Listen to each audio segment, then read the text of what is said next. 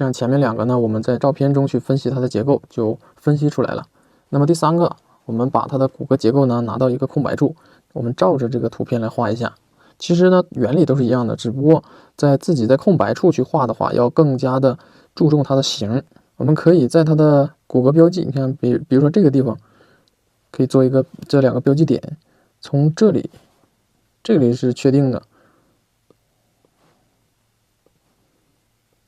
好，它大概的轮廓我们就确定下来了，基本上是准确的。因为这些轮廓线的形状特征走势，它与内部这个骨骼之间的位置也都是比较过的。好了，在这里呢，我们先看一下这个颈部。这个模特呢，他身体是偏的，然后这个头呢是低下去的，颈部是一个向前倾斜的一个柱体。那么这个柱体画偏方一点的话呢，它后边的这个面和侧面这个面呢就比较醒目一点。我们在这个主图上把它的颈部概括一下，然后注意一下它中线的朝向啊，中线的趋势倾斜度。这个位置是它的第7颈椎，围绕着第7颈椎一个菱形的肌腱，在肩胛转角这里是一个三角形的肌腱。这一侧的手臂呢还是有点往后摆的，所以说肩胛骨呢更靠近中线，也就是说这一侧的斜方肌有一点微微的向内挤压，有这样的一个特征，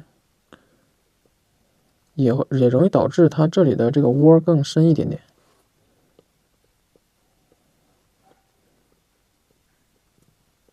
这边的肩三角肌看到的比较少，冈下肌，画冈下肌的时候，看这条边去向，它一定是结束在这个点的，然后跟它一起的小圆肌，再下面一点大圆肌，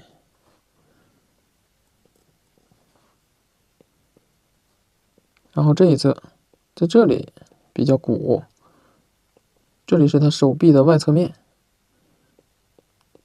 你看肌肉和肌腱之间的这些小造型特征都可以进行一个表现。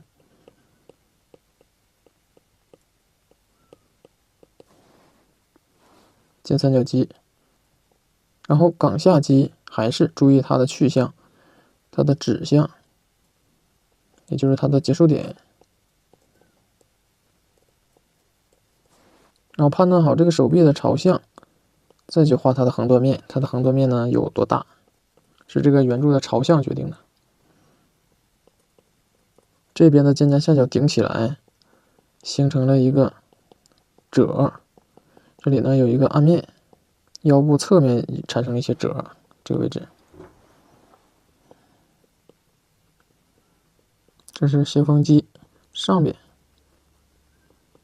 侧面是胸锁乳突肌。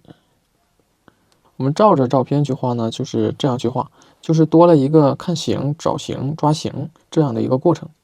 我们在画结构共性的规律的同时呢，也针对不同的模特进行一些自然的观察。好了，这课呢到这里，我们下一课再见。